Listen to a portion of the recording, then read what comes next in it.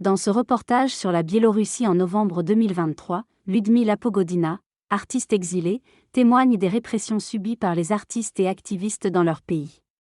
Des amis emprisonnés, des soirées sous surveillance, la vie nocturne a perdu son essence rebelle. Malgré la peur, certains continuent à créer, à travailler, comme l'artiste Alpquin, arrêté à de nombreuses reprises et mort en détention en juillet 2023.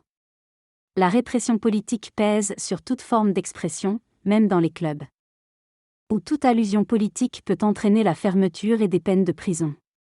Certains continuent de se battre, cherchant un espoir de changement positif, mais le poids de l'exil et des disparitions tragiques comme celle d'Alpquin rappelle la dure réalité du régime biélorusse.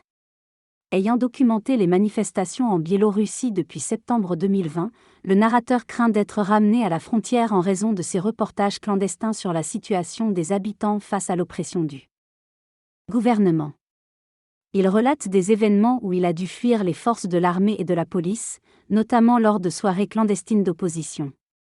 L'artiste El Pusquin, figure emblématique de la contestation artistique, est aussi menacé et surveillé, à cause de ses graffitis politiques censurés et de ses performances artistiques engagées. Malgré la répression, ces acteurs continuent leur lutte pour la liberté et la justice en Biélorussie, défiant les autorités et inspirant le courage de résister. Alpquin, artiste biélorusse, a vécu une vie sous surveillance du KGB, mais a trouvé du réconfort dans son village natal malgré les pressions. Son art met en avant le drapeau biélorusse en symbole de liberté et d'indépendance.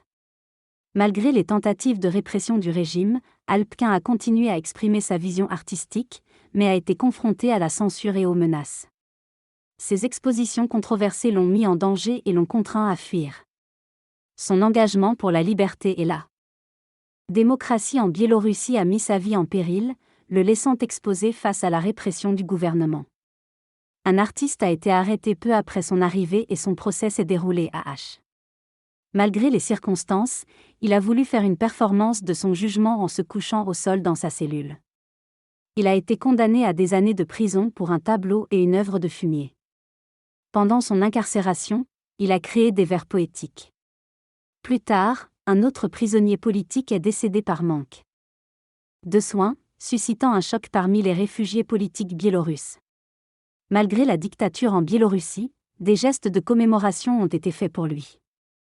Plus de 1400 prisonniers politiques sont incarcérés en Biélorussie, parmi eux une étudiante de 19 ans. Elle avait été arrêtée de manière inattendue pour ses activités sociales. Son quotidien en prison était rythmé par des tâches imposées, mais elle trouvait dans l'écriture, le dessin et la lecture une échappatoire. Après sa libération, elle a quitté la Biélorussie pour la République T, où elle souhaite suivre des études de design graphique. Ses dessins réalisés en prison sont pour elle un trésor, témoignant de sa capacité à survivre dans les pires conditions.